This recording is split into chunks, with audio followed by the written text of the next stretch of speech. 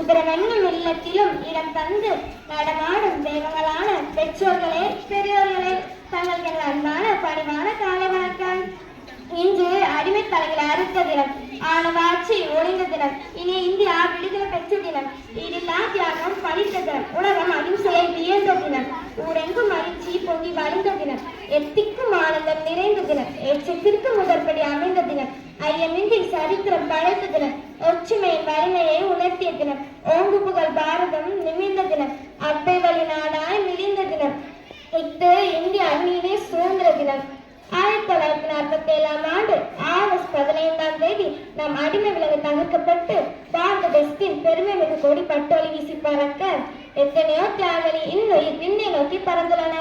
அந்நிய ஆங்கிலேயர்களின் தாக்குதலால் கொடுமையால் அம்மா அம்மா என கதறுகின்ற சத்தங்கள் நலுக்குறங்கள் பாரத்தாய் நெஞ்சை கிழித்து காயப்படுத்தின. அன்பு அன்னையை துடிதுடிக்க வைத்தன. சும்மாவா கிடைத்தது சுதந்திரம்? எத்தனை போராட்டங்கள், எத்தனை தியாகங்கள்!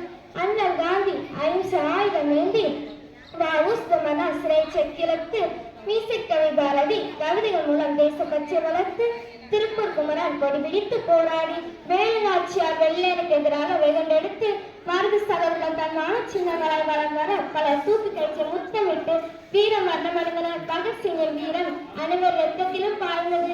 இதை கண்ட வெள்ளையன் வேறு வழி இல்லாமல் தவித்தான். தன் நாட்டை திரும்ப சேர்ந்தான். சுதந்திர நாட்டை திரும்ப பெற்றோம்.